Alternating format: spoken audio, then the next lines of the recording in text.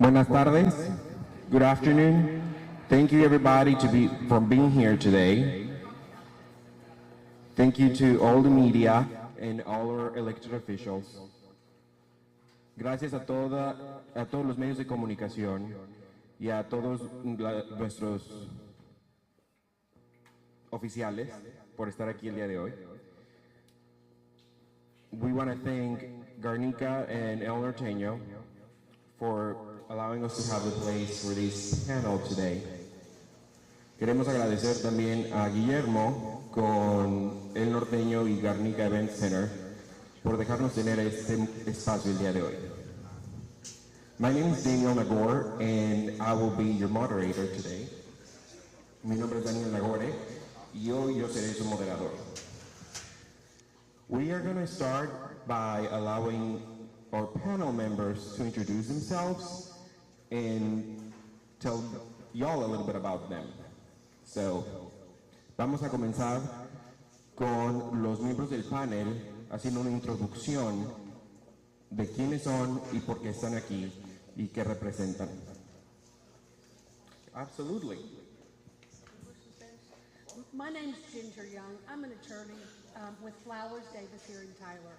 I'm in a unique position because before I did immigration law, which I've been doing about 17 years, I actually worked with Robert Davis in the group that represent law enforcement in counties. So throughout the years, even when I shifted to immigration, we've had great communication with law enforcement, local and county-wise. I think it's important because there's a lot of misinformation out there. So why not go to the people that know? So that's kind of how this all got started. Mi nombre es Ginger Young. Yo soy abogado de inmigración.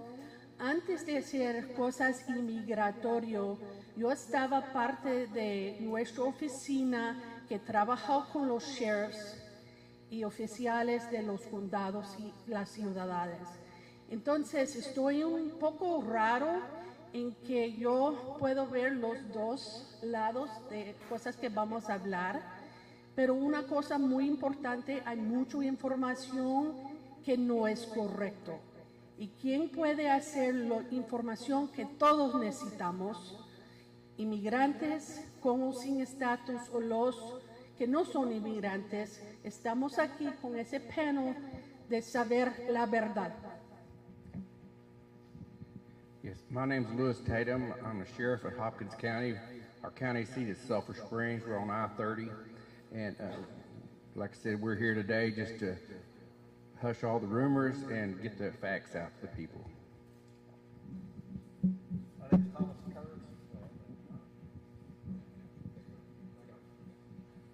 is Thomas Kurz.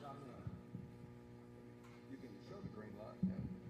So my name is Thomas Kurz. I'm the executive director of the Sheriff's Association of Texas and a retired sheriff out of Nacogdoches County. My name is Ricky Jones. I'm the sheriff of Franklin County Sheriff's Office in Mount Vernon, and I'm the current president of the Texas Sheriff's Association. My name is John Wayne Valdez. I'm the sheriff of Rusk County. Our county seat is Henderson, Texas. My name's Kelly Cole. I'm the current sheriff of Wood County. The county seat is Quitman, Texas.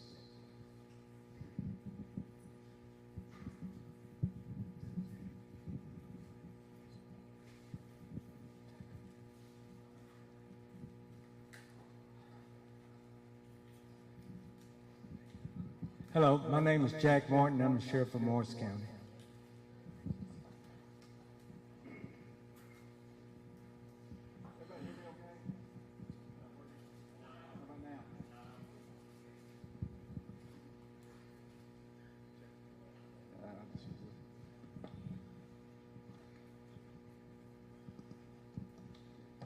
How about now? Okay, there's some more seats in here. Anybody wants to sit down? This meeting began about 2 weeks ago when I left the office and I had met for that day about the third one of my Hispanic employees, and they told me what was going on in the community about children not wanting to go to school, people not going to work, people scared to go to church. And we want to do away with some of the rumors that are going around. And as God would have it, Sheriff Jones and I just returned from Washington, D.C. yesterday afternoon after being there for a week. And we had the opportunity to meet with Tom Holman and 2 other members of the ICE in Washington, D.C. that are office there. And they told us about other rumors going out through the country. And I just want to dispel some of the rumors and let you know some of the things that we're required to do, some of the things that have to be done, and the reason they have to be done that way. And I want to introduce one other person. Jose, would you stand up? Another immigration attorney here from Tyler and Longview. So any other attorneys here, immigration, that need to introduce?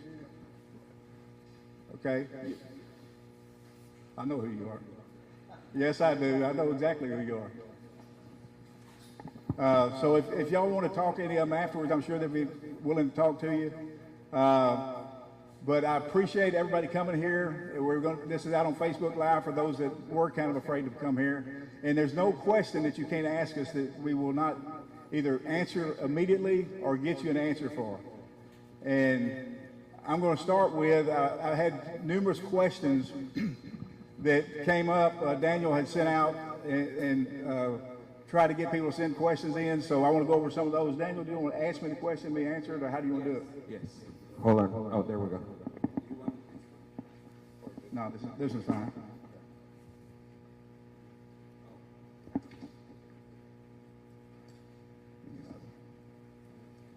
So, como dijo el sheriff, este panel está hecho para aclarar algunas de las dudas y de los mitos que se han hecho a través de la parte inmigratoria por las nuevas leyes que han salido, por los medios de comunicación y la parte polémica que han hecho. Estamos aquí para aclarar algunas de las posturas sobre efectos de inmigración en el condado de Smith. Y voy a empezar a preguntarle al sheriff las preguntas y vamos a ir contestando las preguntas que tuvieron la oportunidad de mandar antes en Facebook.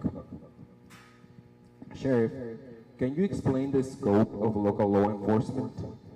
Sheriff police versus federal law enforcement, ICE, federal law enforcement?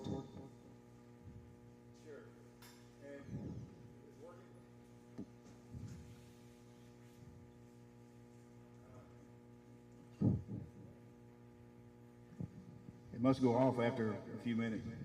But these are questions that were sent in earlier. Within the last few days, I actually answered on my way back on the flight yesterday. And I'm open for discussion on any one of them to help explain further about what they're about.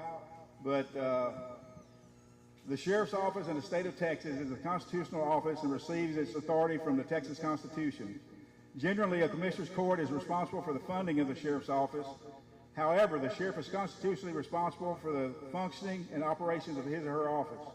The Sheriff is also responsible for the safety and security of the county courthouse as well as all courts from county court at law and including the state district courts. The Sheriff is voted into office every 4 years by the voters of each respective county. The Sheriff in the state of Texas, in most cases, is also responsible for a county jail. A police department is responsible for enforcing the law in a municipality, which is generally made up of a city council, mayor, and sometimes a city manager. Most of the federal law enforcement entities fall under the jurisdiction of the United States Department of Justice. Some of the DOJ law enforcement entities are the Homeland Security, Border Patrol, Bureau of Alcohol, Tobacco, Firearms, and Explosives, United States Marshals Service, Federal Bureau of Prisons, Drug Enforcement Administration, Federal Bureau of Investigation. These entities are responsible to the United States Department of Justice. So, if you'll go ahead and read that. Sheriff, ¿nos podría explicar cómo funciona la ley local de enforzamiento de leyes versus la ley federal, ICE y su postura en law enforcement? La oficina del sheriff en el estado de Texas es una oficina constitucional y recibe su autoridad por parte de la Constitución del Estado de Texas. Generalmente, la Corte de Comisionados del Condado es responsable de fondear o de los fondos de la oficina del sheriff. Sin embargo, el sheriff es constitucionalmente responsable por la operación y seguridad de su oficina, así como la seguridad y el bienestar de los juzgados del condado, así como las cortes de distrito del estado y las cortes de condado del condado de Smith, perdón. El sheriff es votado por los electores por 4 años, y esto basa en cada respectivo condado de los que son. En este caso es responsable de la seguridad del condado, así como la seguridad de la cárcel del condado. El Departamento de Policía es responsable de enforzar la ley y es una municipalidad que, generalmente hablando, está conformada por el alcalde, algunas veces el administrador de la ciudad y un consejo administrativo. Muchas veces las leyes federales caen en la jurisdicción de los del Departamento de Justicia de los Estados Unidos de América. Algunas personas de la administración encargadas de la seguridad, de la patrulla fronteriza, del Buró Federal de Cárceles o Prisiones, la Administración de Drogas, el Buró Federal de Investigación. Estas son entidades que todas tienen que responder al Departamento de Justicia de los Estados Unidos. Thank you, Daniel. Do you want to go over each one and see if there's any questions one at a time as we go through them? Would that be best? Is there any questions on that part? Just what the job of a sheriff is, a police chief, and each individual law enforcement entity? ¿Hay alguna pregunta acerca de el trabajo del sheriff y de lo que sus responsabilidades conllevan? Yes, sir. Yes. So my understanding is you just went to Washington, D.C., correct? Yes, sir. You get your marching orders from Washington, D.C. that goes to Mr. Paxton, yes?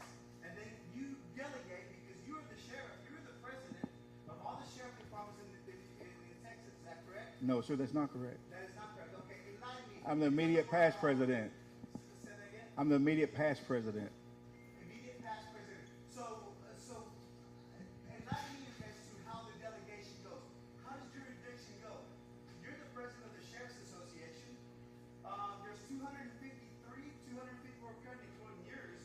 How does the administration from federal government gets or pass on to local government or state government, which you're responsible for? Can you enlighten me with that? No, I'm responsible for the Constitution of the state of Texas. That's correct? Yeah. So does the United States Constitution does not override the Constitution of the state of Texas? Not as far as I'm concerned, it doesn't override it, no. Okay, so No. are you able to tell me? One question at a time. I'm not going to sit here and take the whole day answering your questions. If you want to get together, instead of wasting these people's time, I will get to you after this is over with and talk till the dogs come home or the cows come home, however you want to put it, and answer every one of your questions. But we're not going to waste everybody's time with you asking question after question after question. Where are you going? I mean, if I'd ask 2 questions, sir. I just need clarity. As all my people need clarity. All the Hispanics here, all the brown people, all the black people, we need clarity. Because you know what? This is the deal. When we go out and we go shop, we're not illegals. We're not criminals. When we don't have a driver's license, if we don't have insurance, then we become Hey, criminals. When sir. Guantanamo Bay was just opened yesterday, that wasn't made for anybody. That was made for us. And we feel threatened by that. We're scared. Our children are scared. Our families are scared. that's exactly That's what I'm exactly here for. what- That's exactly what I'm here for, is to try to get that, keep you from being scared and try to explain to you, if you will, if you just wait and listen to the program, And I promise you, after it's over with, if you want to talk some more, I'll be here and talk till you get ready to quit. My people need to understand, not just me, sir. They're not just your people. They're not just your people. They're our people too. You're responsible for our welfare. Yeah. Every citizen I'm talking. Okay, can I? Every citizen in Smith County is my citizen. I ran for the sheriff's office for Smith County, not for the Hispanics, not for the Cubans, not for anybody else, for everybody. And there are those here that are here and have been here longer than I have. So we'll talk later, and if you can't refrain from interrupting, I'll talk to you outside. But if you'll sit there and just go along with the flow and let me answer all these questions, I'll be happy to answer them. Can I recommend something? The sheriff has voiced with me several times over years, not just because of the fear. And there is real fear, and I'm so glad to see so many people here. But if I could recommend, let sheriff and the other sheriffs share where they come, because it's very confusing between federal government and state government and how they mesh together. And I know sheriffs, all the sheriffs were hopefully here to kind of explain how that all fits together and how it works in their counties, mainly to reduce fear. So I'm going to step down a little Yes, bit. and that is exactly the purpose of this panel today. Ese es exactamente el propósito de este panel el día de hoy, que el Sheriff Smith quiso poner para darle certeza a la gente que nuestras oficinas locales están aquí para protegernos a todos los ciudadanos. And as I said before, you had the opportunity to submit your questions ahead of time, and you submitted the form. We will very gladly get all your questions answered. Okay, let's go to number 2, Daniel. Sheriff, I understand you just returned from Washington, D.C. for the National Sheriff's Conference. Did you learn anything about immigration enforcement you can share? And I'm going to say it in Spanish right quick. Sheriff, entiendo que usted acaba de regresar de Washington, D.C. de la Conferencia Nacional de Sheriffs. ¿Usted aprendió algo acerca de las nuevas leyes de inmigración que nos pueda compartir? Thank you. Yes, Sheriff Jones and I did just return yesterday after a week in Washington, D.C. at the Midwinter National Sheriff's Conference, and we're fortunate enough to be able, we had already scheduled this well in advance of knowing who was even going to speak at the national conference. But as luck would have it, Tom Holman was one of the speakers, as well as 2 other higher-up immigration personnel from D.C. And they were able to dispel some of the things that we've been hearing and give us some idea of where they were headed, because we have to know what they're doing in order to determine what we're going to do. We're going to keep everything constitutional, number 1. So Franklin County Sheriff Ricky Jones to my right here, and I did just return yesterday from a week in Washington, D.C. at the Midwinter National Sheriff's Conference. During the conference, we did have an opportunity to meet with Board of Czar Tom Holman, as well as management-level personnel from his office. During that conversation, Mr. Holman assured us that ICE has begun and will continue to seek out approximately 600,000 illegal aliens from over 100 foreign countries, not just Mexico, over 100 foreign countries, who failed to report back after having received a personal recognizance bond upon detention in the United States, many in violation of local, state, or federal law. In addition, they are attempting to locate somewhere in the neighborhood of 300,000 children who were released and whose whereabouts are unknown.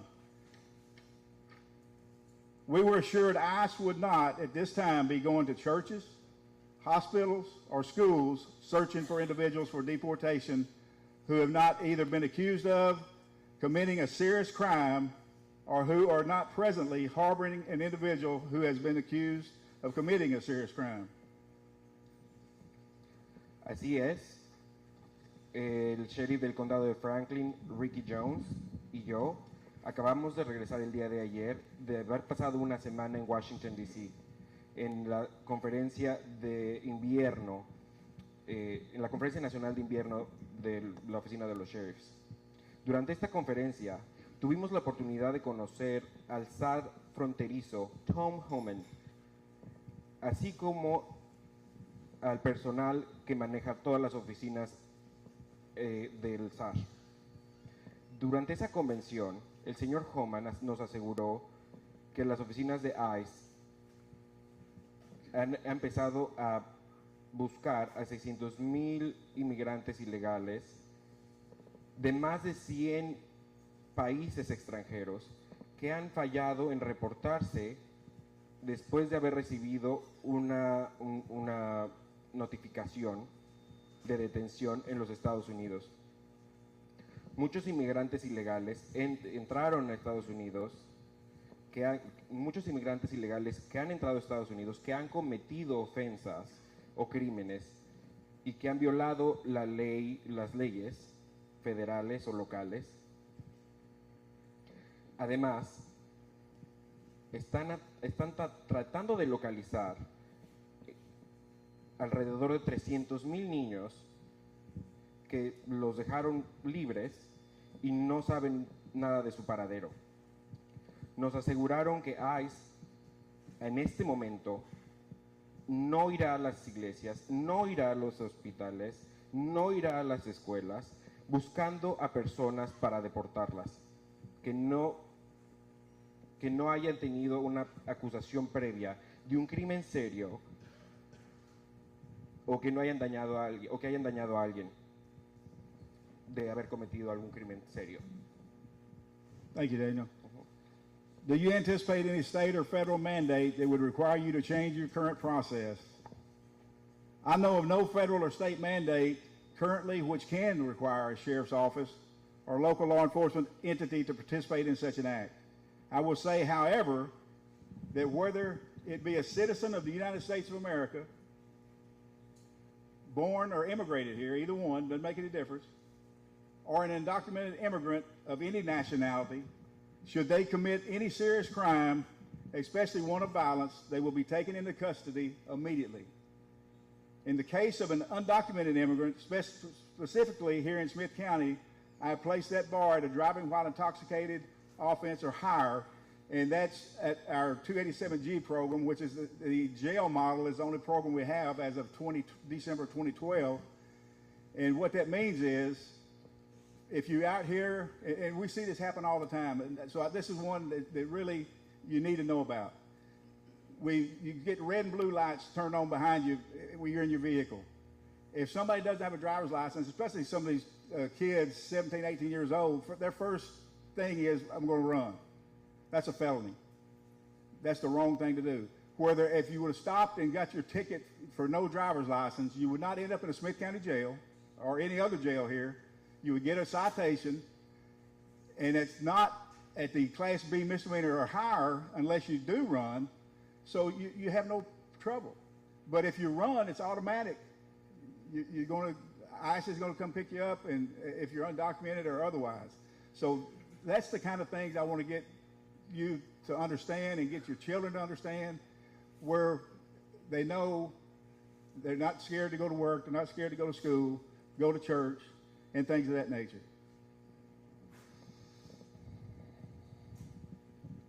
¿Usted cree que la nueva ley federal, el nuevo mandato federal, requiera un cambio en el proceso que tenemos, con el que contamos actualmente?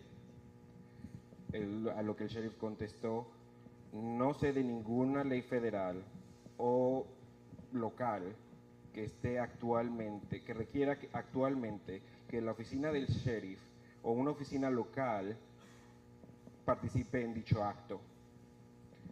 Sí voy a decir, como sea, que ya seas ciudadano americano o inmigrante indocumentado de cualquier nacionalidad, si cometes un crimen, especialmente uno de violencia, vas a ser tomado en custodia inmediatamente.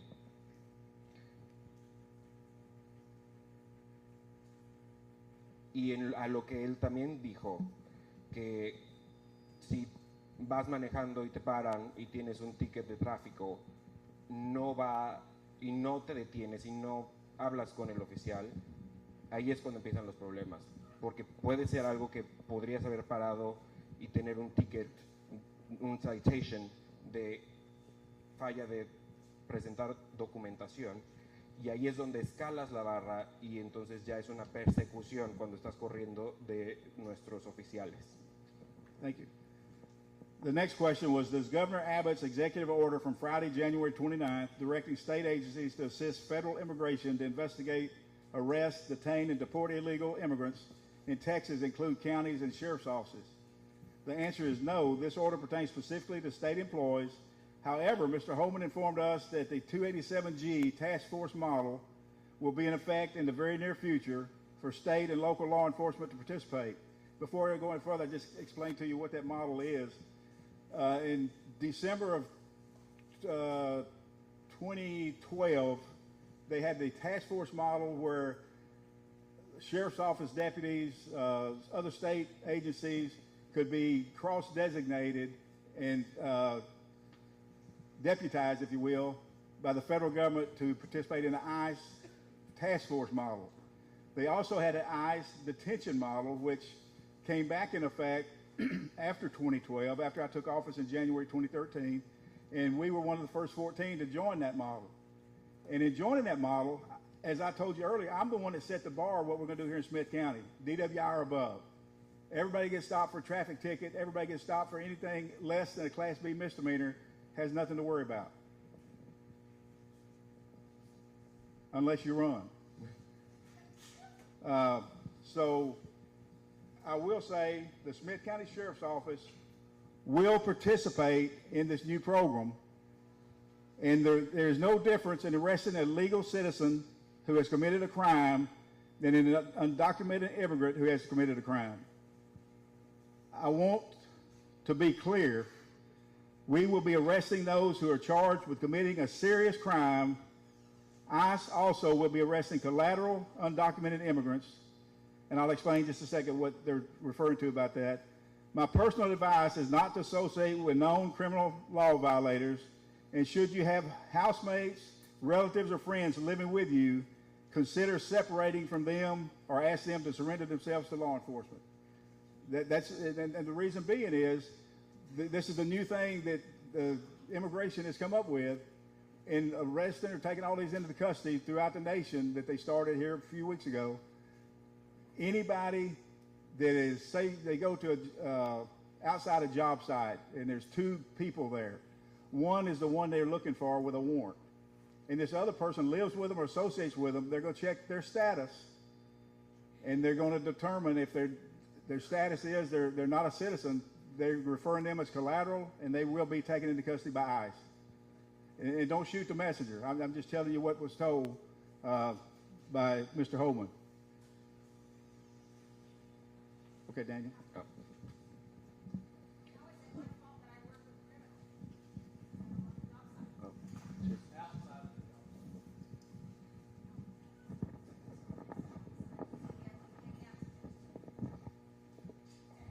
Okay. La pregunta. How certified is Smith County with 287G?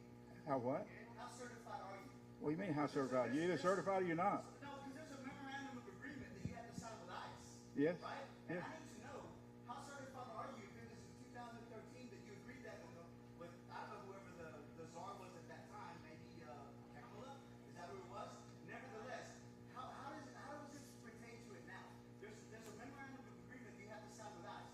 Your sheriff. One question. Just ask a question. You're not up here to speak. Ask a question. No, I'm asking the question. The question is, Ask it. how in compliance are we?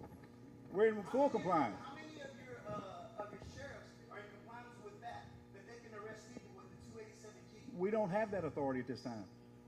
We don't have that. We have the detention. Participating in the jurisdiction, you must sign a memorandum of agreement with ICE.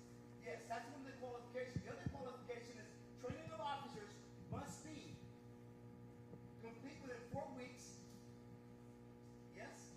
No, it doesn't be completed in 4 weeks. Hold on, let me answer your question. One at a time, or are you through talking? I'm asking him. Yes, ma'am.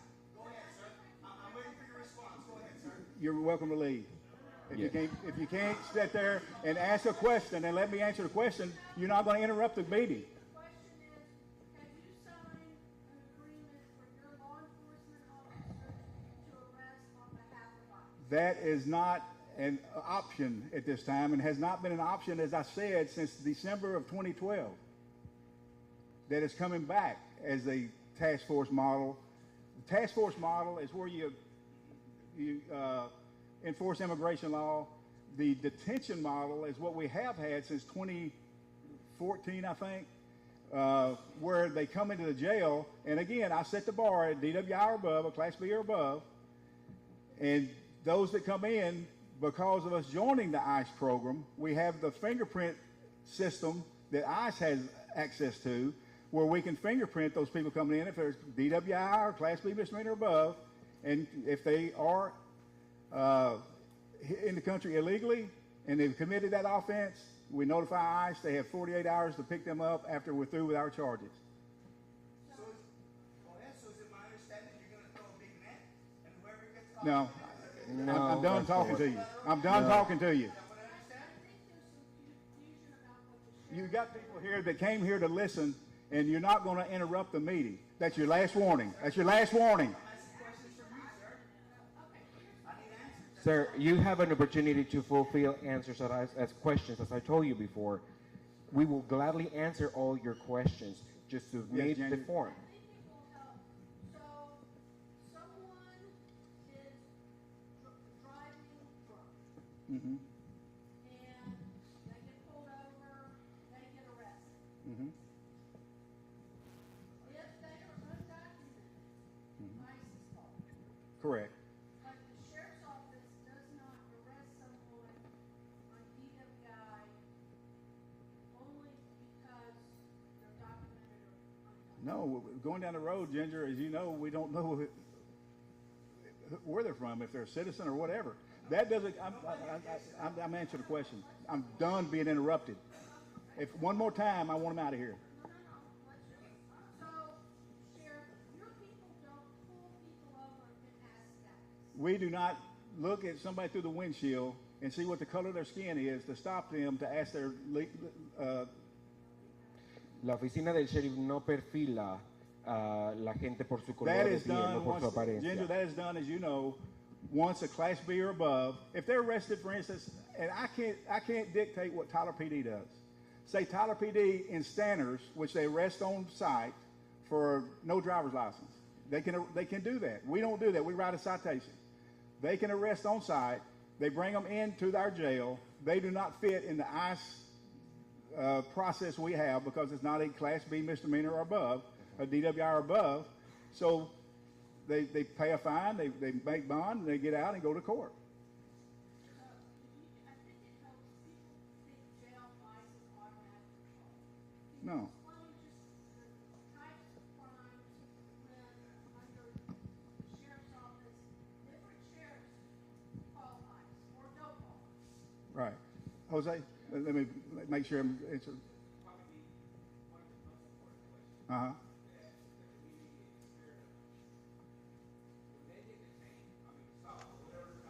Mm-hmm.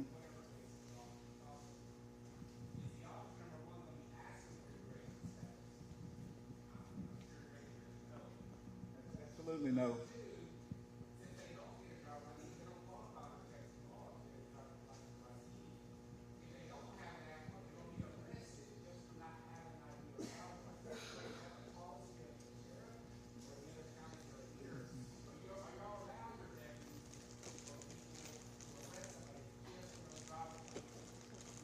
That they can, but our policy at the sheriff's office is anybody with no driver's license gets a citation and is asked to come back to justice peace court, city court, whatever court, whichever.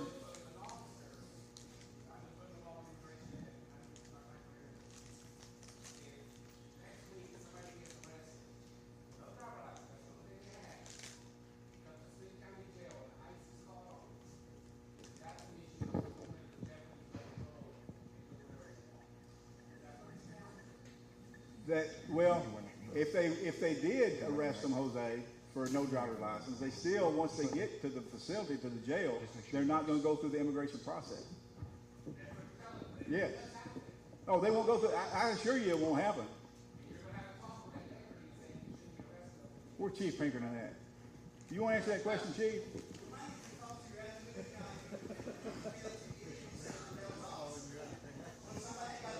Well, all I can speak on is Smith County. yeah, All I can we're speak talking on is about Smith County. This is a Smith County panel, which we have guests. Well, go around.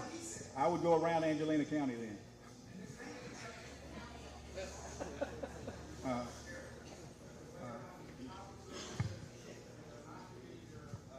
Arrest somebody for no driver license. That's an internal policy that y'all have, which you have the constitutional right to do it under Texas law. And we as immigrants understand that. Right. But we just want to know, what are y'all going to be doing so we can educate our community? Because it might be Harrison County. We know that they're going to arrest you for no driver license, and we know they're going to call immigration because that's their policy. And that's their right to, because it's a political decision. And you're saying you don't. So that's what we need, that information, so we know your policies in those situations. And so that's kind of the biggest concern that we have as a community. Exactly. And that's just basic policy questions from you, so we know. You know, because you're different, Larry might be different in Upshur, other one here, and that's y'all's right, but we just need to know. You know? I'm trying to inform you about what we're going to do here, and these sheriffs, if you want to talk to any one of them, they'd be able to stay here as long as you want to talk to them. But let's do one thing at a time. And But so I that's just the main I appreciate the question. Because Hold on. I said, hold on. I'm saying because that's one of the, and, you know, I've done immigration 20-something years in criminal. That's one way that I see immigrants being in jail is for no driver's license because they can't control that. Right. So that's why it's an important question. The other question I have for you, and you might not be able to answer because it deals more with the probation department, are y'all doing anything to work in the probation department that allow immigration to come to the probation department and look for people that are undocumented? And are they going to stop, or are they going to arrest them or detain them? Are y'all involved in that way? Because that's also a policy decision from the probation department. No. Jose, as you know, the probation office and the probation officers work for the court. They don't work for me.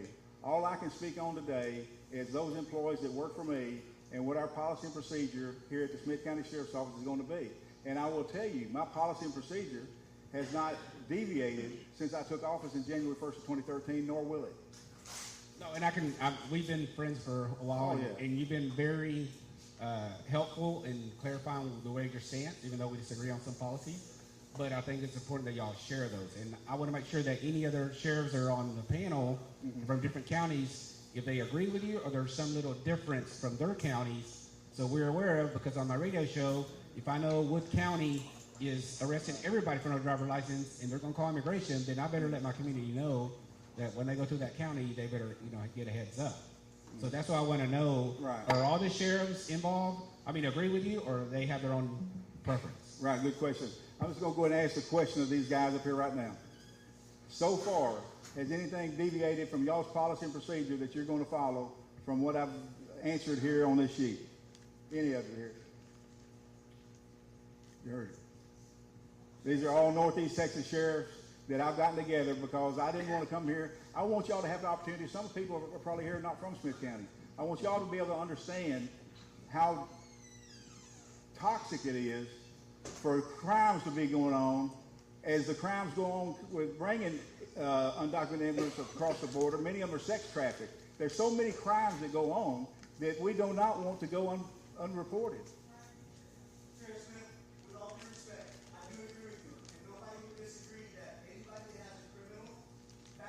Criminal offense should be punished. It doesn't matter black, white, or blue. It doesn't matter. We're with you on that. Absolutely. We just want to understand procedure, right? And procedure with the new administration means this, right? Things that we need to know. Such as when you detain somebody, if you were to detain somebody, right? And you have them for 48 hours, which is procedural. You say, you have them, now I have 48 hours. When does that time begin? The time you put the cuffs on them? No. The one you put them in jail? No. No, that is not the proper procedure. Okay. The proper procedure is once they have satisfied whatever crime they were arrested for and make bond or either go through, they lay out their time in jail, at that point, ICE is contacted and it has 48 hours to pick them up. ICE does not come take them out of our custody when we have crimes that they committed that they have to go to court for. So it doesn't start once they're arrested. It starts after they've satisfied, either if they make bond thinking they're going to get out and be in the wind or whatever. That's why ICE is called at that time. They have 48 hours, and I will tell you, and Chief Pinkerton will tell you, if ICE is not there 48 hours, they walk out the door. Thank you, sir. That's what I need to know. Yes, Jose.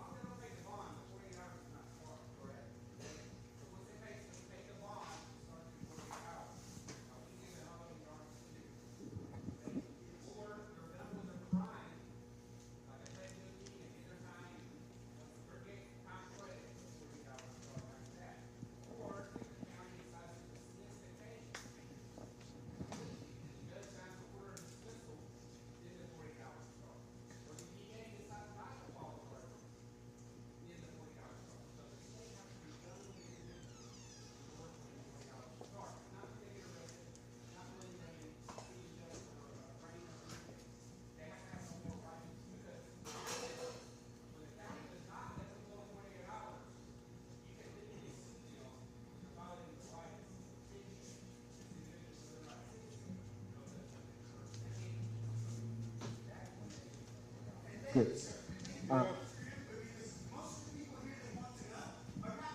Right. Yeah, absolutely.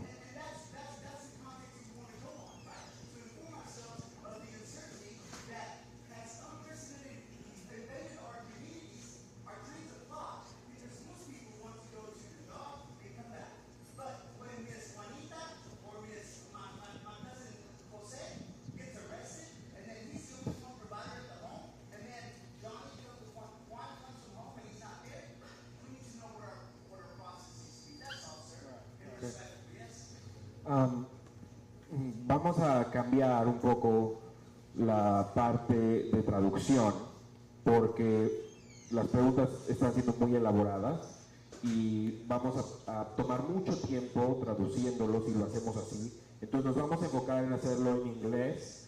Vamos a bajar el video, o a tomar el video, ponerle subtítulos. Si tienen alguna pregunta que quieran ahorita en español, aquí estoy yo a preguntar. Y también las respuestas que ustedes pusieron, las preguntas que ustedes hicieron ya sea online o en la mesa al entrar, vamos a contestar todas las preguntas que hicieron y las vamos a poner en Facebook y en las redes sociales.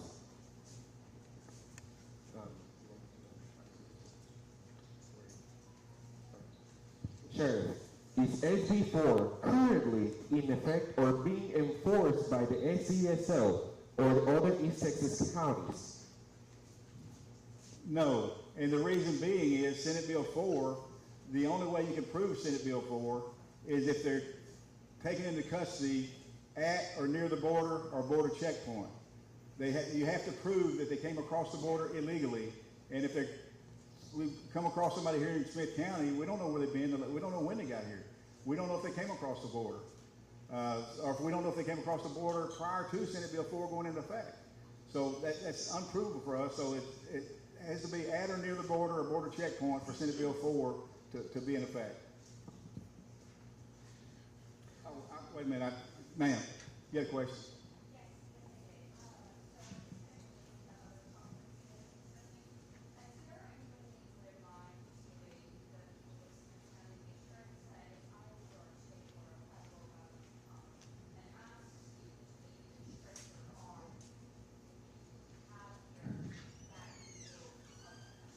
Give me an example.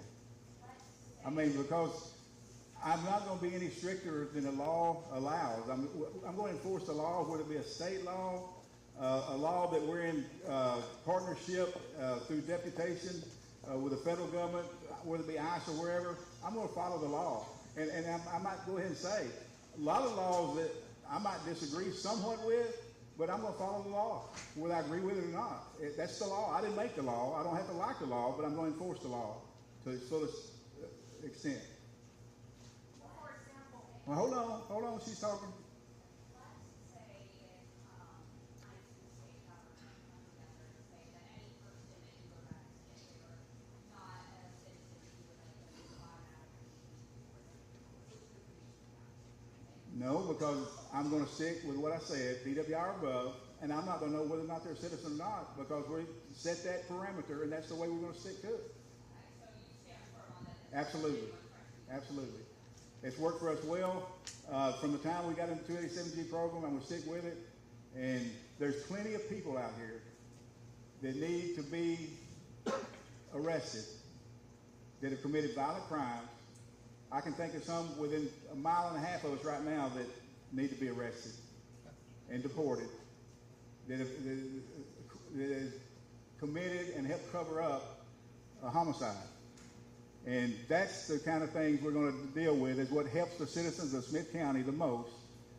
And we're not going to get tied down with all the minutia. That's why I set parameters. And I set parameters also because I want to have a dialogue with not just the Hispanic community, but all different communities. There's over 160 nationalities that have come across that border. It's not just Hispanics. I hate to tell you, it's not just Hispanics. We deal with all of them. There's a lady back here, Jose. Let me go to her first. First of all, I want to thank you and all the sheriffs for taking your time to create this panel and answer all of our questions as a community. My question has to go back to the statement you made with the previous question. If I'm at work and you guys have a warrant to go pick up a coworker that I had no idea had a serious charge on them, and you said something about everyone else around that person has to identify themselves? No, you might have misunderstood that. I might not explain that well enough. If you're at work and say you're at a place that employs 50 people, just because you're in that facility working doesn't mean everybody's going to go and check all of your papers. However, if you were outside after work, leaning against the car, drinking a beer, drinking a Coca-Cola, whatever, you're together there. They had a warrant for the one, and you're both together. ICE is going, and I'm just the deliverer of the message on that. ICE is going to check everybody there, and if anybody else is undocumented, whether they have another violent crime or serious crime at all, they're going to take both into custody. Yes, ma'am. No, I'm still with you. So you said, let's say you're drinking something out in the front yard. We're talking about a home. So ICE has the authority to go to these We were talking about a job site a minute ago, and we went to home now. scenarios you would like to apply. But let's say it's a home or a park. Mm-hmm. ICE has the authority to go and check everyone else's identity? If they're in the process of an arrest, yes, ma'am, they do. Sheriff, is that you and your people, or is that just ICE officials that come in? ICE. Okay, so just along that same line, let's say they do ask for everybody's ID or identity status. If they are not the ones that they are particularly there to look for, does that person have to provide that information? Because unless they have a warrant or something, they kind of pick them up. I think Ginger or Jose need to answer that That's a question. good question, Ginger. That's a legal question.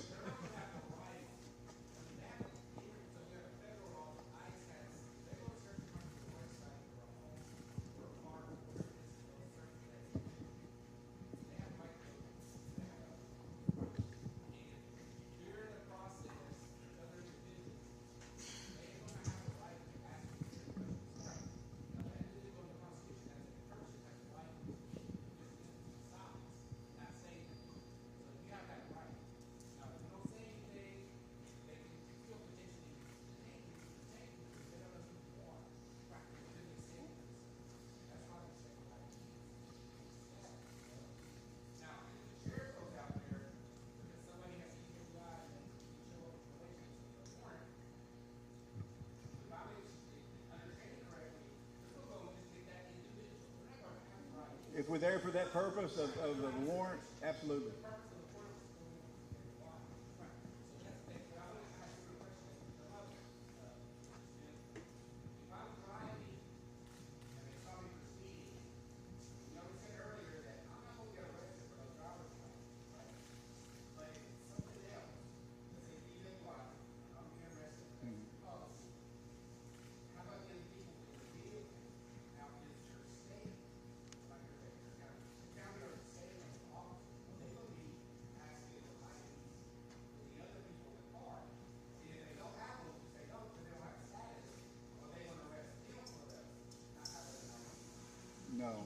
No.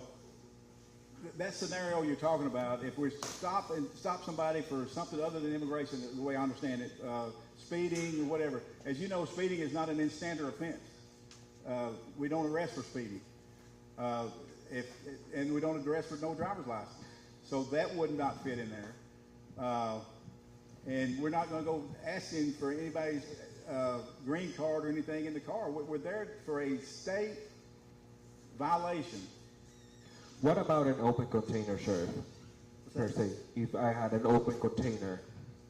That still does not meet the threshold. Perfect. Ginger. One thing I want to point out is everybody in this room has certain constitutional rights. In my experience, many of my clients, many of which are Hispanic, don't know how to use them. I know Jose last week has done a Know Your Rights, Make a Family Plan. I'm doing 1 or 2 a week. It is so important to know your rights. Some of that time is to remain silent. There's sometimes you may not want to remain silent. And it is a moving target every day and has been every day, especially for the last 2 weeks, 3 weeks. If you do not know your rights, talk to Jose. Go to one of his town hall meetings. Come to one of mine. Come to one of our offices and ask for our packets because we have red cards and we have Know Your Right paper. It's important. The people here, I can tell you, don't need to worry about it. And I think that's one place where we're getting. Law enforcement does law enforcement. Law enforcement, local law enforcement, at least with these counties, does not do ICE. Follow the law. Don't run. Don't drink and drive. And at least in East Texas, you're going to be A-OK. Voy a explicar eso. Todas personas aquí, con o sin estatus, tienen derechos. Úsanos. Úsanos. Primero necesita aprenderlos, pero úsalos. Y si no están haciendo cosas criminales de ese algo, no va a tener problema. Ellos hagan cosas criminales, no de ICE. Ni si ese va a cambiar. Say, hey, sheriffs, if y'all start working with ICE to detain people, is there a way you'll let us know? Absolutely. Absolutely. Thank you. So we're not here for us. Hang on a second. Hang on. Hold on. I think ma'am had her hand, like she's been having her you ma'am with a cane. Here. She's getting you the mic. Thank you. Hello. Thank you, Sheriff Smith and other officials for allowing us to meet with y'all. It's obvious that I am not Hispanic and I'm an old woman, and I have 2 or 3 questions in general, if that's okay to ask. Yes, ma'am. If I'm with a group of friends, no matter their nationality or ethnicity, and ICE or maybe your group comes up, they keep talking about they want to see your papers. Well, what kind of papers would I have to have? Because I didn't come across the border. I think I'm legal. I was born here. So what kind of papers does the granny have to have? That's my first question. Or anybody else that was born here. Number 2, that lady, where'd she go? They keep talking about these packets of information and knowing your constitutional rights. It's been a long time since I was in civics. Is that information free? And I think the county, the city of Tyler, they need to be more proactive in telling us, not just immigrants or ethnic people, where can we get that information? Make it easy for us, because not everybody in America has access to the internet.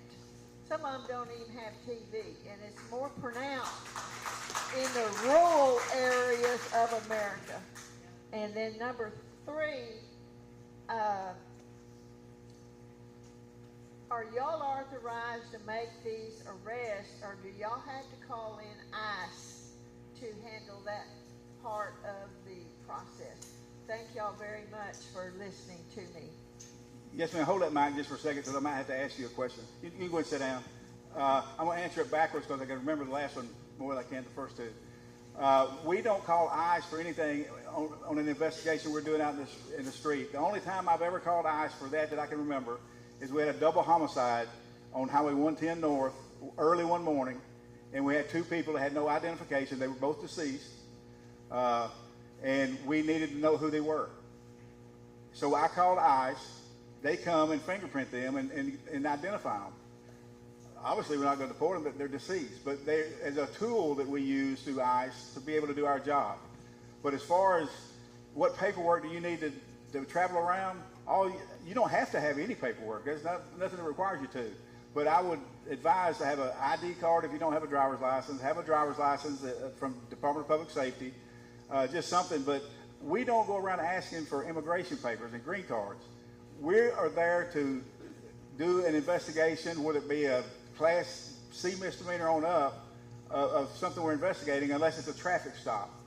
And we don't try to make something out of every traffic stop we do. If it's in a suspicious place where we're having burglaries, that's what that's why we're stopping people for. So the top questions that will be generated and asked of those people would be related to that, about what are you doing here? Do you live around here? And questions like that. Everything, there's very little of our job, my deputy's job for patrol, CID, and the jail that has to do with immigration. But the immigration part that we're a member of and that we're going to enforce, we're going to do it 100%, just like we do everything else.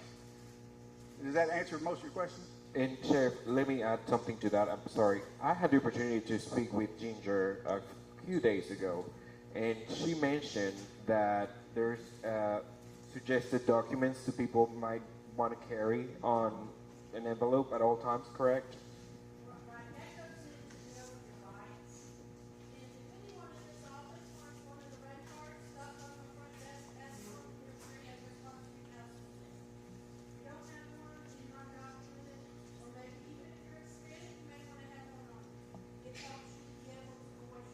Those red cards had a lot of information for you to know what you can expect or what to do in case of. Oh, yeah. Yeah. Give us, yeah. Yes, ma'am. Yeah, can you get her, somebody get her a mic? Does that work that way? Oh, that might be the other one. Thank you. Okay, so. It's not on, I don't think. Can you hear me? Yes. Yeah, sorry. Okay, so I understand everybody's concern here about the whole collateral. Somebody, like 2-3 ladies talked about it. Sorry, can I hold it for a second? Yes. My question would be with this. The mic. Sorry, my question would be with this. I mean, even those out there that are citizens, sometimes we even have a hard time trying to know who we have around. We sometimes have to even pay a system in order to have access to criminal background, and even for illegal immigrants, when they have to go through the process, they have to go through the biometrics and all that kind of stuff. So for us who are hanging out, meeting friends, or just co-workers outside in the community, I mean, there is a little bit of a concern out there, and I know you already talked about it, but how would we know when this person has something, like a background or not? And also, it's not just those that are illegal immigrants that are currently going through the immigration process to obtain a residency or whatever that may be. You also have those that are currently resident. They have a more of a delicate situation than those who are citizens, because citizens have more rights than the residents. So how could we feel a little bit more secure about that. Okay, I think I understand your question. About, you're talking about if you were there with someone who was being arrested by ICE or whomever? No, by, yeah, because you mentioned that if there's a warrant and somebody has to go and make an arrest at, let's say, the house or just outside the community. So, sorry, I went blank for a second, but yeah, pretty much. The question, let me clarify that again. How could we make sure that the person right next to me, if they're coming to arrest them, I mean, I'd be concerned not knowing if they have a criminal background, and here I am hanging out with them. Right. This will be my advice, and I'm going to take the nationality, the here undocumented out of it. I'm just saying anybody that gets stopped by one of our deputies that's doing an investigation subsequent to a call they're dispatched to or whatever. We're not going to go there asking things about your citizenship and all that. We're there to investigate a crime or potential crime or someone calling in on that group of people because they're concerned about it. We're not there to check their status. We're not there to check anything except for what that call was meant for. And if there's some reason to make an arrest, I'm talking for the Smith County Sheriff's Office now, it's going to be a state arrest or whatever, or unless they are in the NCIC, TCIC, National Crime Information Center, Texas Crime Information Center, with a warrant, we're going to arrest them. If they're not, if we're investigating crime, we want to know who's there with them at the time. That doesn't mean they're going to jail. Now, what I was talking about ICE, from what I understand from Mr. Holman, is more so if you're cohabitating, living with, or you have a brother or sister or someone that you know has a warrant out for them. That's where they're talking about on the other arrests. Thank you for answering. Yeah, because I see a lot of concern out there in the community not really knowing. First off, you just mentioned the level of offense in order for them to arrest them. So that's something that's going to help a lot of the people out there feel a lot more comfortable about. So I really appreciate it. Thank you. Ma'am with the red bandana. Green bandana. Hi y'all, my name is Emily. So my question, I'm pretty aware of how the criminal system works here in East Texas, or Smith County to be specific, but mine is more on like, how are we, what internal policies, procedures, and Mr. Pinker, feel free to jump in, are y'all having in place for one, your police officers, sheriffs to know what Know Your Rights cards mean if someone is not able to practice that and learn that, and then two, to avoid profiling in general by your staff. So. If we don't do it, they don't need to know what it means. We don't profile. We don't profile for anything. We don't profile for stopping somebody here on the interstate doing interdiction. We don't profile for that. We don't profile for anybody we arrest for anything.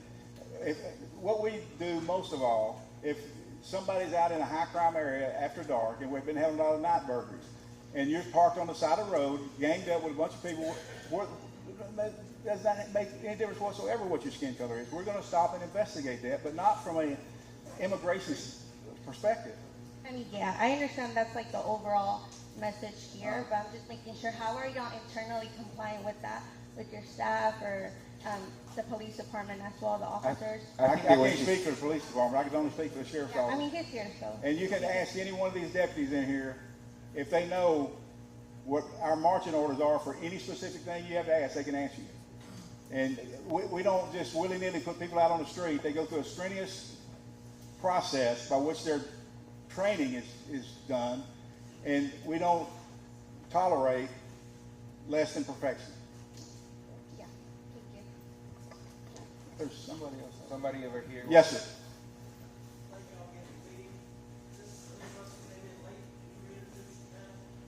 Let me get somebody, get you a mic. You want to introduce the panel? Oh, okay.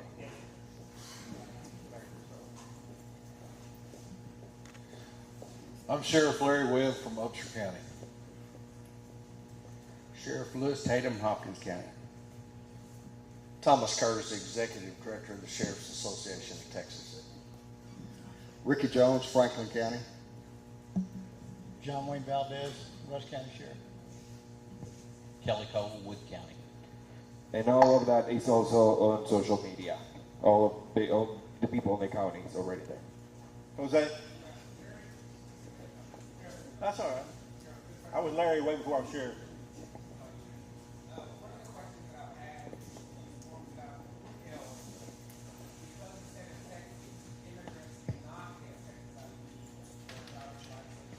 Political decision by our legislatures, which other states, New Mexico, California, Colorado, other states allow individuals to get driver's licenses and IDs.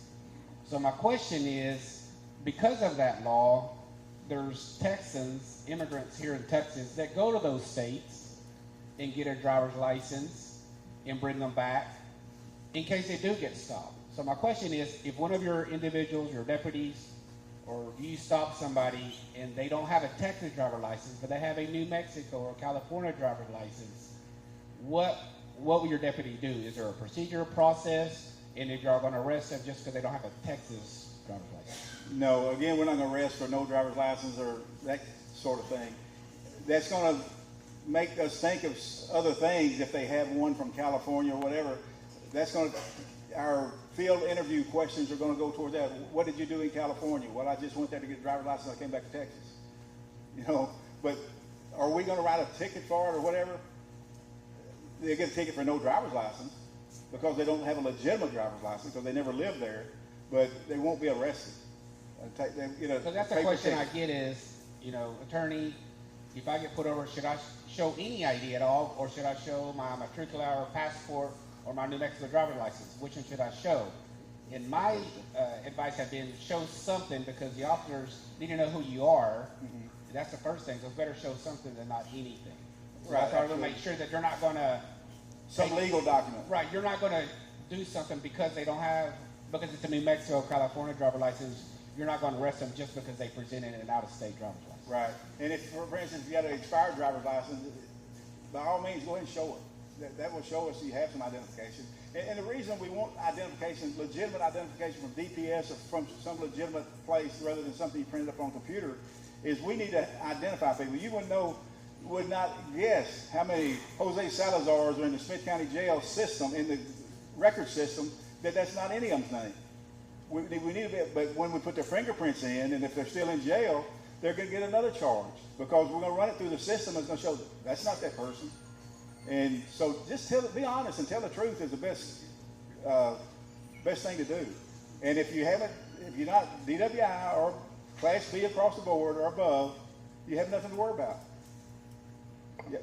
One second, I'll give you a second. Yes, ma'am. Thank you so much. My name is Shonda Marsh. I'm a lifelong resident of East Texas. One, I want to thank every panelist that's up here today, because that does take a lot of courage to come out and have this hard-hitting conversation. So I do applaud you there, because this is a very tough conversation.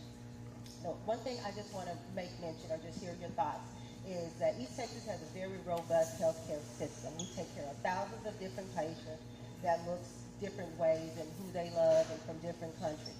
My concern personally is when taking care of a patient that may not be from a legalized American country. They might be from New Mexico, they might be from Haiti, they might be from South Africa, they could be from anywhere. But I might be working with a coworker who may not see things the same way I see them. So my concern is, if one of my colleagues decide to take it upon themselves to call ICE, this patient that I'm taking care of, what will the county, whichever county that's up there, who can answer this, will they work with the organization's security, the leadership, the police, whoever it might look, to make sure that we're not taking people away from a hospital or a church or from a school? And I know that has been happening across our country, not that it's happened here from what I understand. However, that is a very real rational reality for a lot of people, and that horrifies me. Thank you for your time. Yes, ma'am. My first question would be, or my first thing to say then, I would go to Mr. Holman, who told me they're not going to churches, they're not going to schools, they're not going to hospitals. Why have you changed your modus operandi? Why are you doing it that way? Why didn't you notify us? let me tell you a story that happened on the board. Hold on. Oh, hospital. Yes. I've got a wife who's a registered nurse, and we appreciate our nurses. And we're not going to be the one in hospitals arresting people. There's got to be some reason behind that. And most of the ones they're getting right now, the 600,000 that are the gang members that are wreaking havoc, like Laken Riley that was killed, took her 17 minutes to die, raped, when we're supposed to be protecting her. That's what we got to look at. I've been in this business 48 years, and I'm going to do my job the best I know how, and everyone that works for me will tell you they're going to do the same. Matters not what color your skin is, and I've got many friends from many different nationalities who will tell you that. We're going to enforce the law, and we're going to enforce it equally. There's somebody back here. Yes, he was the cart, yeah. One right here. No, she was. Hold on, I'll get this in a second. Right here. You with a cap? Go ahead. I'll repeat it. Go ahead. I need that.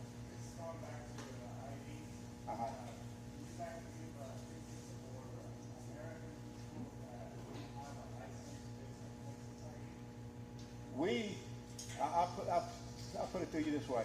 If you ask me specifically, when I came into office, there were probably, and Chief Pennington, correct me if I'm wrong, or any of y'all that were here before me, before 2013, they didn't even hardly write tickets.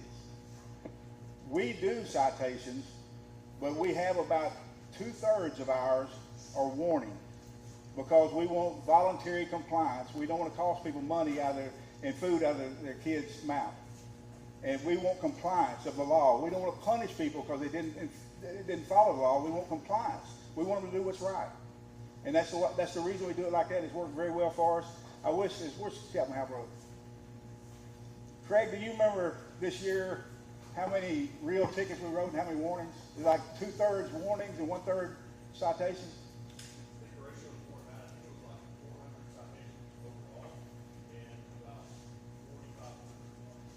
Okay, 4,500, 400. Did I answer the question?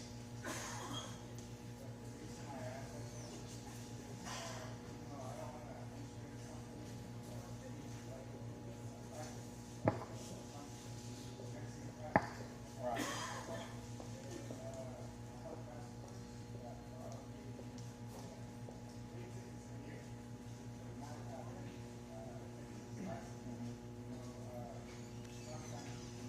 Right.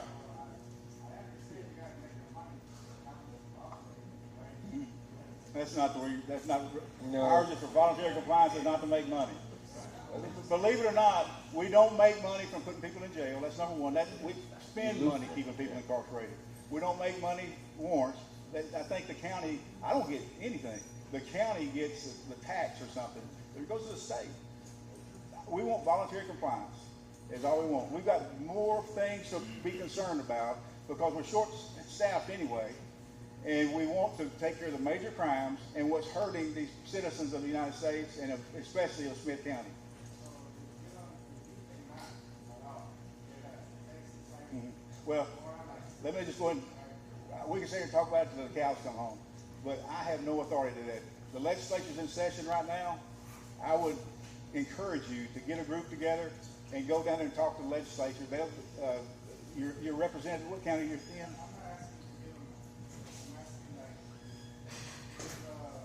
Change the law?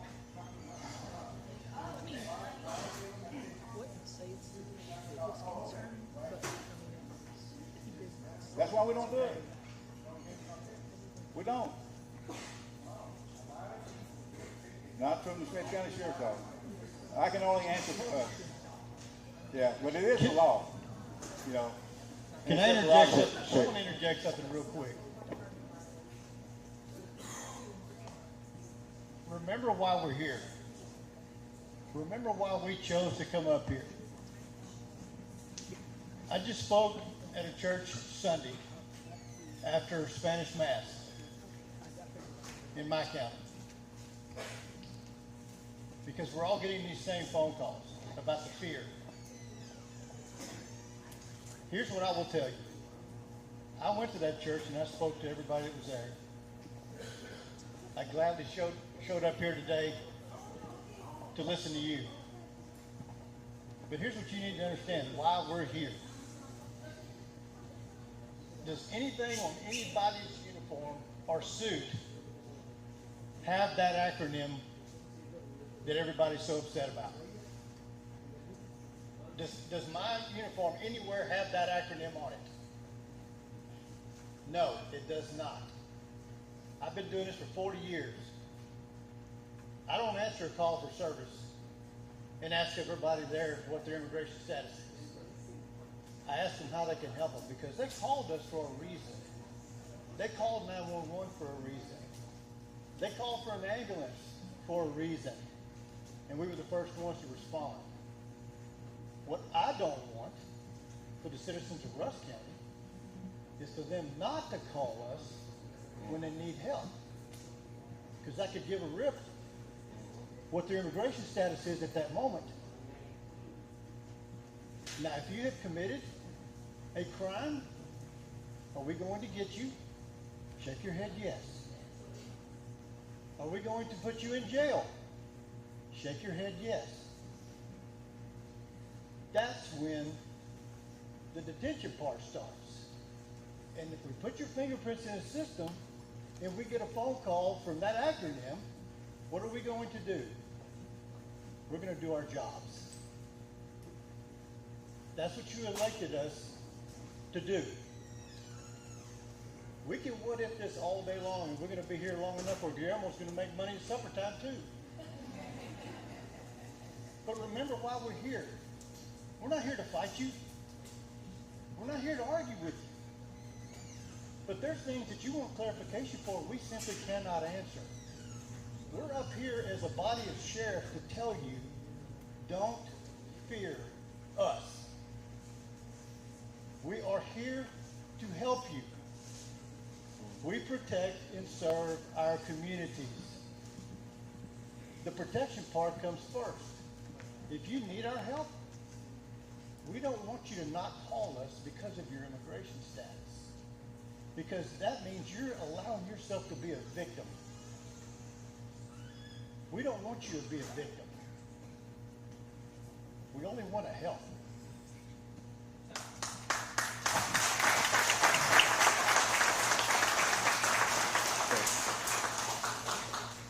Go ahead. So how quickly do people get released from jail after completing the requirements to be released for the crime they committed, since or ICE will be called after they have completed whatever they need to do for their crime? How quickly will they be released from the jail, since ICE will be called? This has a lot of variables. Are they arrested for homicide? Are they arrested for burglary? Are they arrested for misdemeanor theft, shoplifting? All of those, they're going to be released to ICE, or ICE is going to be contacted after they make bond and are free to walk out. They're not going to walk out. ICE is going to be contacted. They have 48 hours to pick them up. Or if their case is over with, they laid out their time in jail, the last day ICE will be contacted. They have 48 hours to pick them up. So that's the process. So they'll remain in the jail for 48 hours, or they'll be released from the jail? They'll be released from the jail only if within 48 hours ICE does not pick them up. Okay, so they'll stay in the jail 48 hours, and then they'll be released if ICE does not. Or they'll issue a detainer, right. If ICE doesn't issue a detainer. Yes, ma'am. In the Marine. So I understand that the sheriff's department is not arresting for driver's license. Is Tyler PD arresting for no driver's license, or are they just issuing tickets? Is who now? Tyler PD. I can't speak for Tyler PD. You got to talk to Chief Toller about that. Okay. I think that's one of the things that our community is afraid of, because a lot of our people have to go to work, and they're afraid of going to work and getting stopped and being arrested for not having a driver's license. Oh, for a driver's license, if Tyler PD did arrest them, they're going to probably a $50 to $250 bond is all they have to make to get out of jail. They will not be run through the process. Yes. Yeah, Yes, Sheriff, will you explain to the Hispanic community as to the difference between your rights? We speak about rights all the time, right? But we understand the differences. There's criminal rights where you have Miranda rights, then you have civil rights, which is a difference, right? So Miranda rights, we have a right to an attorney when we make a call. Civil rights, we don't have a right to an attorney.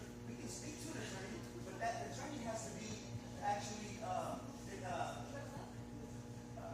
we have to hire them ahead in order to contact them, and that doesn't mean that we'll get due process on that. So you have no due process. Will you please explain to them your situation and what you're bound to as far as your civil rights and the criminal rights and what they can expect? As best I can follow you and understand you, we're to make sure nobody's civil rights is violated and nobody's Miranda rights. Miranda is right against self-incrimination and where you don't have to answer any questions and all that. You have the right to remain silent and answer any question. Anything you say can be used against you at your trial.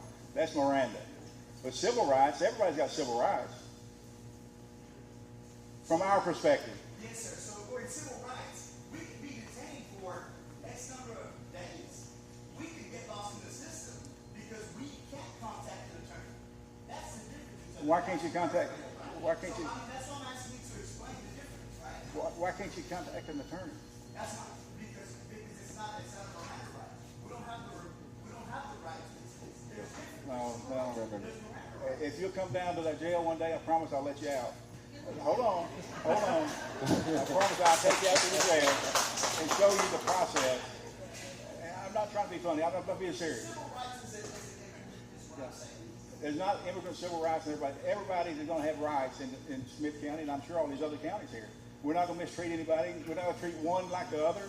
We're going to follow the law, whatever the law is, and that's it. Understand. Thank you very much for taking the time. However, sometimes our fears are coming from above, which is where you just went to Washington, D.C., which President Trump just took us out of the United Nations humanitarian rights, which that needs an impact on us, right? Yeah, we cannot speak in federal. We can only speak in the county. Yeah. Don't shut me down. That's fact. I'm not saying something that's hyperbole. That's fact. Yeah. So that's our concern, and that's why we're here. Right. Well, I'm here because all the reasons we gave is everybody has rights. We don't want anybody not to report a serious crime, especially because they're afraid to do so, and that's why we're trying to give you all the parameters that us sheriffs here are enforcing. And if you go to some other county, I can't speak for them, and they haven't been here to speak for themselves, but I'm just telling you what we're going to do. Who are those other counties? Oh, I don't know of anybody in particular. Who are those counties like? Who are they under? I mean, you're the president of the Sheriff's Association. No, I'm the past president. This is the president right here. That's the president? Yes. Yes. That is just an organization. He has no authority over any other sheriff. So they take their marching orders from who? Yeah, let's just schedule a one-on-one. We're getting ready for closing statements, and Yes, ma'am. there's still a few people with questions. So let's Right back here. focus on Back here. that.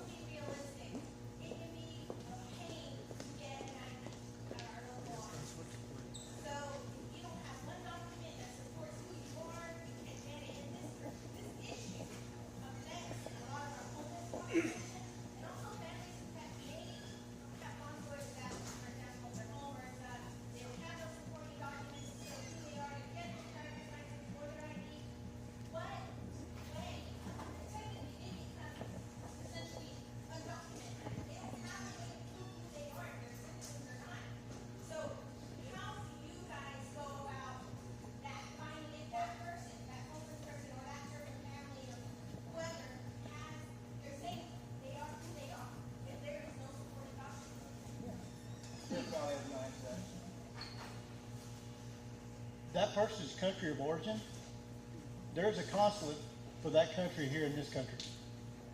Contact that consulate's office. They will give you that information. I don't know if they charge you for it, but no matter what the country is, there is a consulate in this country for them, which means also for that person that needs that ID. Because our biggest fear is if we show up to a house fire, we don't know who you are. If we show up in an automobile accident and you're unconscious or worse, and you don't have an ID on you, how are we going to contact your next of kin if we don't know who you are? So I get your point, but if you contact your consulate of the country of origin of that person, they will be able to get you that information.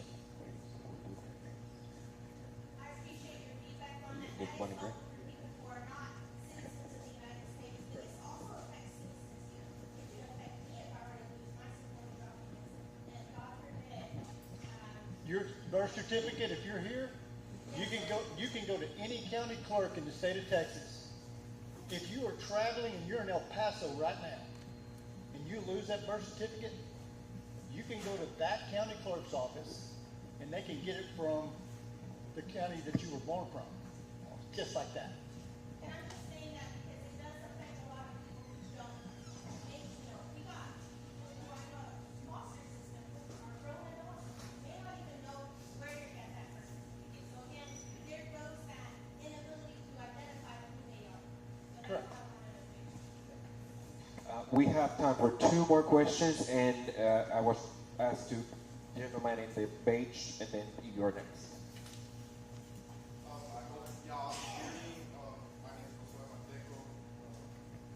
I just have one question, but just to re-clarify, you mentioned earlier that if someone is stopped, just for any minor traffic violation, you wouldn't ask, for any type of immigrant status or anything like that. But you did mention, you said don't run, because that could get you in trouble. Could that get you in trouble to the point that you are deported? Yeah. Okay. So this is where the question's leading to. Because I know a lot of people, I have a lot of family members, a lot of them are immigrants. A lot of people here in Tyler are scared to even go shopping, for basic food necessities. And like you mentioned, I just want to put an example out there. Let's say that y'all are looking for a certain individual or a group of individuals, and they're inside of a store. And like you mentioned, stopping someone like in the car. Let's just say that there are other immigrants near them or anything, and they get scared and they decide to run, even though they're not with that individual, or run away. No, I was talking about running in a car, in a vehicle, not on foot. Yeah. All right. That's all I want. Yeah. Thank you. And last question. But we will be here if anybody wants to ask any questions after we're finished. So, And the sheriff here want to say something before you leave, if you don't mind. oh no, you're fine. So what I wanted to say is more of a proposal than a question. Is that okay? It's what now? I'm It's sorry. more of a proposal than a question. Is that okay? Oh, that's fine. Okay, wonderful. So, as has been brought up multiple times here today, there are people that are scared to go to school, to their churches, to their grocery stores. And as Dr. Shonda Marsh had mentioned earlier, issues with our hospitals because these things are happening in other parts of the country where ICE is going in and causing disturbances in these sensitive and private areas. Some of these cities have began to do city ordinances to prevent them from being able to go into schools, churches, and hospitals specifically. And that is something that the Sheriff's Department, Mayor, and City Council would have the ability to collaborate on to create such an ordinance and then enforce such an ordinance. Police chief would. I don't work for city council. I understand. That's why I said collaborate, and I mentioned City Council and the Mayor. Right. Just But because that'd y'all be the are police law would go then. enforcement. Yes. Okay. So it would be a collaborative effort, if that. Okay. Yeah, but I don't get what your question is. I said it wasn't a question. I'm so sorry. Yeah, it's not a question. It's not. I'm just throwing out an idea that we could collaborate together to permanently settle some of these fears by putting in an ordinance like this and then having individuals like yourselves enforce those ordinances. No, we don't enforce city ordinances. Oh, well, the mayor and city council. Any and city police ordinance would is collaborate. enforced by the city police department. Well, we said questions. Could we answer his? He says, Yeah. Go ahead, sir.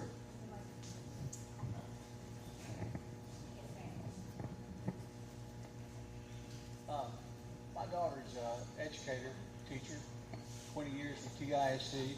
She's in Lindale now. She has, since the election, she has had a hard time with the students. There is a lot of bullying going on, a lot of name calling. Unfortunately, most of it's caused by white people, and that's me. As you, as sheriffs and law enforcement, things come up that blemish you, and you can't do anything about it. It's causing fights. It's causing disruption in classrooms and after class.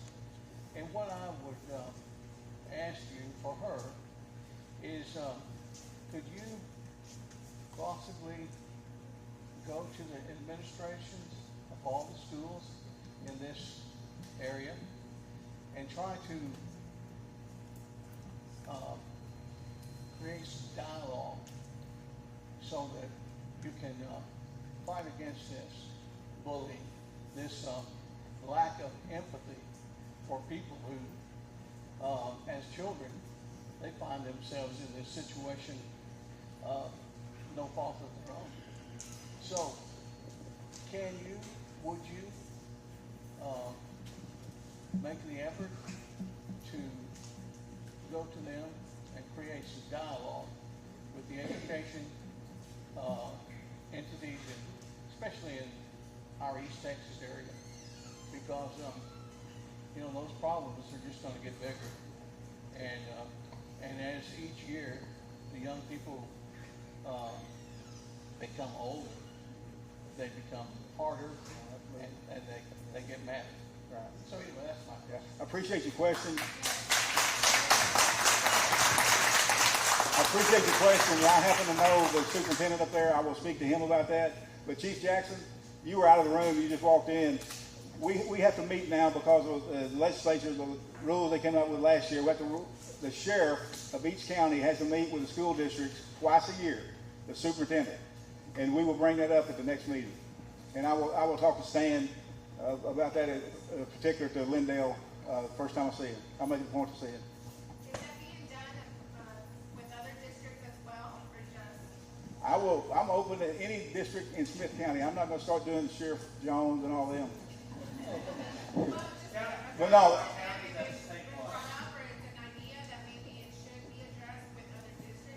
Sure. If they're having issues at a particular school that disrupts class, it disrupts the life of the person they're bullying, which any bullying does, by all means contact us. We'll help educate them. We'll do whatever we can to get them to where they're in compliance, because that helps us later.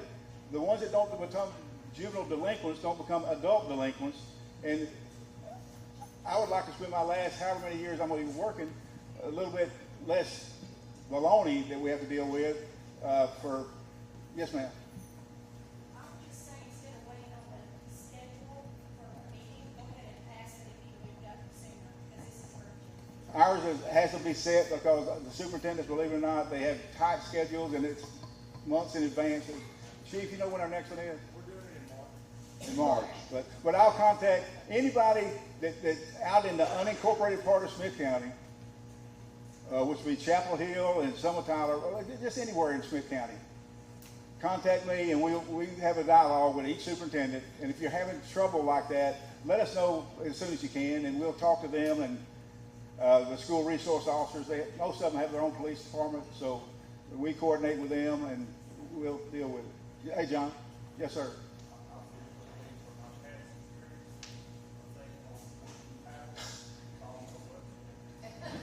John, I just saw somebody get it used on them and I didn't have to have it.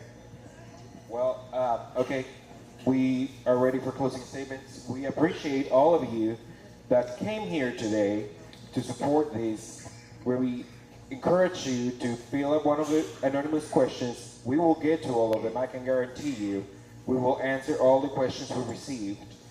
I am more than three. For those who don't know, I am a Mexican immigrant. I'm from Mexico City. And for me, it means a lot to have all our sheriffs here from different counties and know that y'all are doing the best to keep y'all's counties and our county safe. That means a lot, and I want to applaud you and thank y'all for opening this time of your tight schedule to give the public a space to express their concerns and show your support for being here. So, can we give them a round of applause?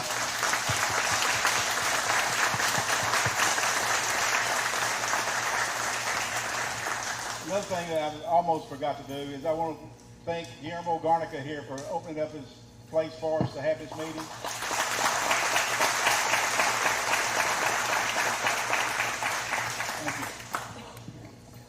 Sheriff. I'm Sheriff Larry Webb, Upshur County Sheriff. I think the general consensus that's been shown here today is that follow the law, and you shouldn't have a problem at all with the sheriffs of the state of Texas.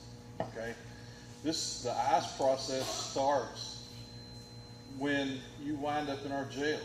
Okay, that's when we start dealing with immigration issues at the sheriff's office. Okay, so my deal is obey the law.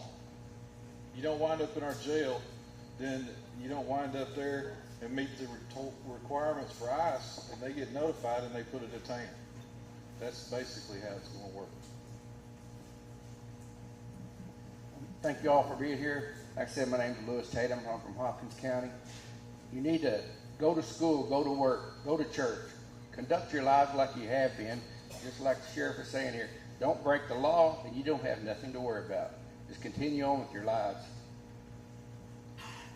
So first off, I do want to thank y'all for taking the time to come out and express yourselves, because it showed bravery for people to show up to on both sides of this, right?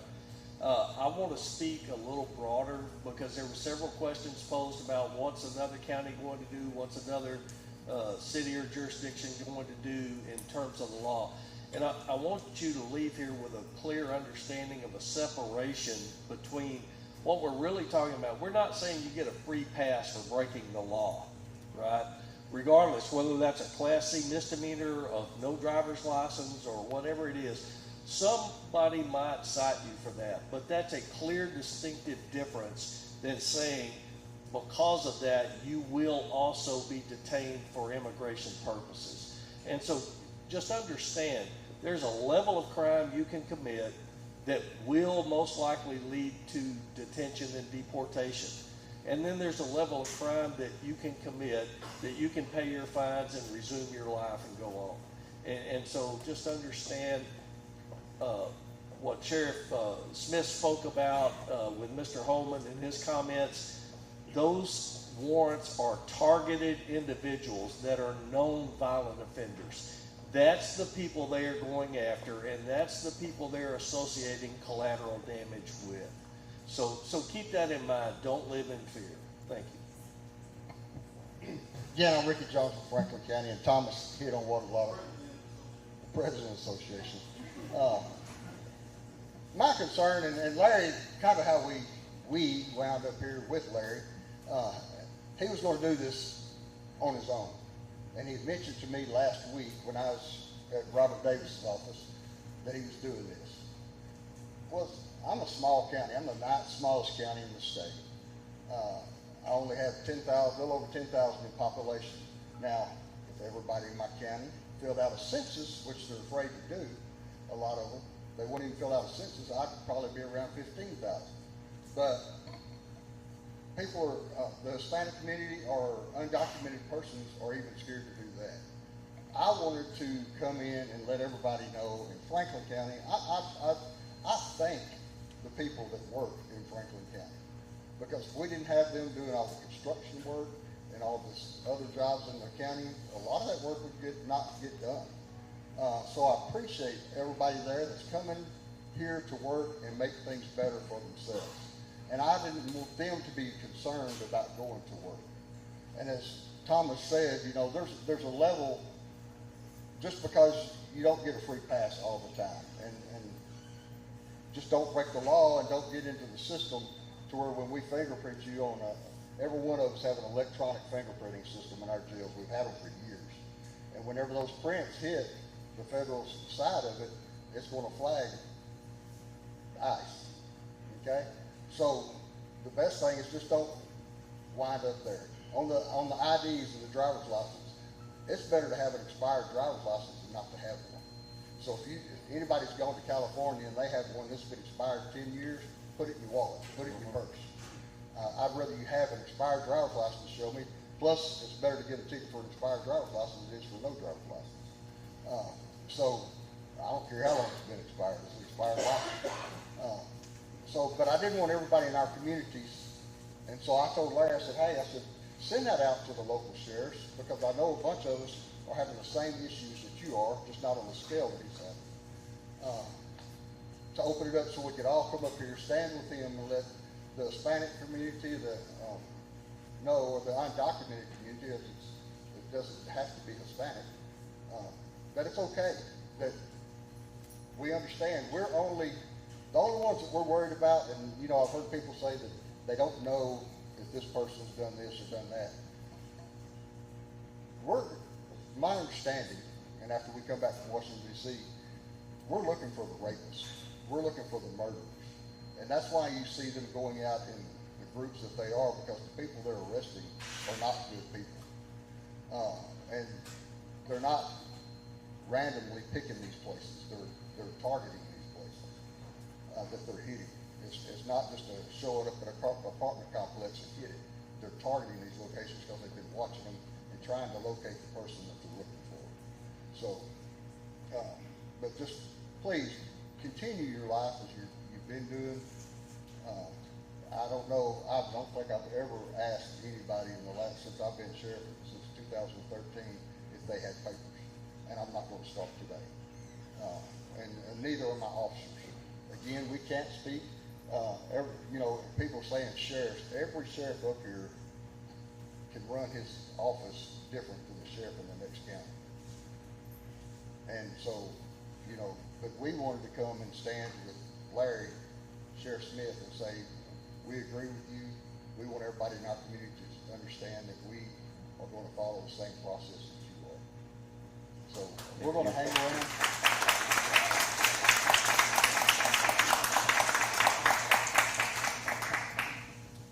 Yes, ma'am. Yes, ma'am. You got the floor. I'm not going to deny you.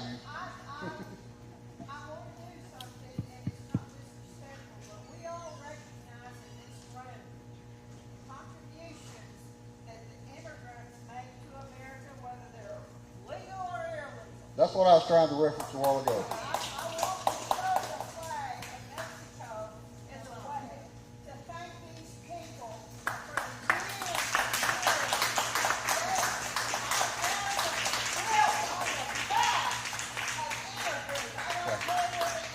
Yes. Thank you. Here. Go ahead. The last thing I'm going to say on this. Ask yourself the question. Where's this fear coming from?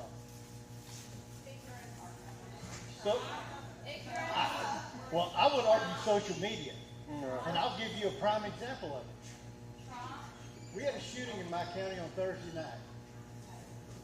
While my deputies and the ambulance was going to that call, there was a lady doing a Facebook Live driving down the highway who was telling everybody in my community, don't go to Walmart because ICE is up there picking people up in Henderson, Texas.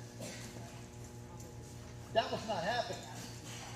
2 days later, I got another Facebook post that was sent to me that said there was an ICE checkpoint in Overton, Texas. Who in here knows where Overton is? Okay, you know they're not there. You know they're not there. So my point is this. If you want a question like that answered, call us. Don't rely on social media. If that is your fact check, we got a lot more issues than this is. Ask us. We're not going to send you down that wrong road. We're not going to trick you into showing up at our office just so we can detain you. We all have better things to do. More important things to do. which is to protect all of you. So if you're listening to social media, which is driving this hysteria, then you need to just shut all your social media down and just live your life the way you know you need to as a law-abiding citizen in this country, whether you're documented or not.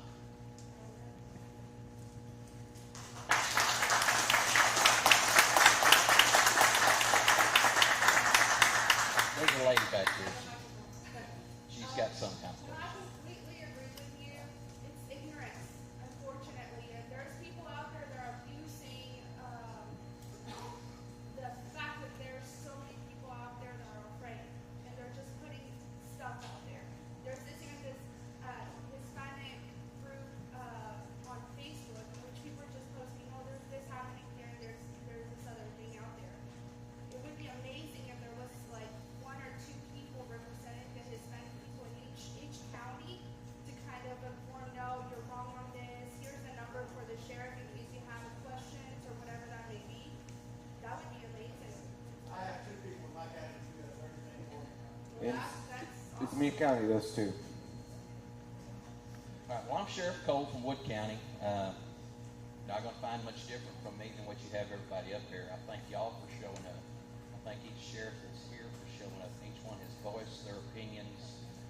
We're all here in support of Sheriff Smith. We're all looking at the same things here. I hear a lot of different things out there from school situations. Well, first of all, I think like they were trying to explain to you, we have 2 mandatory meetings a year with the school. If there's something else going on, we provide for that meeting as sheriffs, but we can't make those people at the school show up. So maybe some should show up and talk to some of them about some of that. And their responsibilities is coming in there and taking care of the children that we're sending to them. Doesn't matter whose children, it's everybody's children. It's the same thing. We're hearing people, or I'm hearing it, that they're saying they're afraid to go to the grocery store. Okay, well, where is this grocery store at, and who's actually has that jurisdiction there? I guarantee you, whether it be the chief in Tyler or some other town, they're going to be willing to talk to you about what's going on with their situations. Just talk. With everything that's been said here today, with all the different opinions, with all the different voicings of everything else, you've got every sheriff sitting up here, you have officers in this building, you've got deputies in this building, you have all these folks that have heard this, and I guarantee you they're going to go back and take a strong look at what they're doing and what everybody else is doing. Because that's what it's supposed to be. We all have to work together. It's not a, this one go do this one go do that. It's everybody working together. And I guarantee you, Sheriff Smith, he thinks he needs to do this again. We're going to be right back up here with him, and we're going to do it again. If we need to get together for something else, then we're going to be right back to that. We're going to do that too. But everybody's got to work together, even through the heated little points of it. Hey, the heated points are fine in my opinion. I like that kind of stuff. All right? Yeah. But we've got to communicate, guys. All of us do. It's all of us talking and all of us trying to work together. All right? Go back to your areas. Talk to those folks that are there, not just the people that are here in this room, but the people that are in those other areas as well. Because some of these questions are really not for the sheriffs. They're for some of the municipalities that you're in. And you got to have their answer, because we can't speak for them. We can't speak for them. We're going to speak for ourselves, and we're going to tell you what we're going to do and what we're going to do to try to help you in every instance that we can. And thank y'all very much. And at that point, and your point over in the back, you are here. You came here to get information, to see what's going on. So we applaud you for being here and getting accurate information and being informed. So you can spread the message like, hey, I went to the sheriff's panel and I learned this and this and this and this. That's the best fight back, if you want to call it, to the people who are spreading all these rumors and all this false information. Is you taking action and say, hey, I attended, I had the opportunity to attend this event, and I got these answers. So we could keep the peace and the calm in the community, because we all deserve that.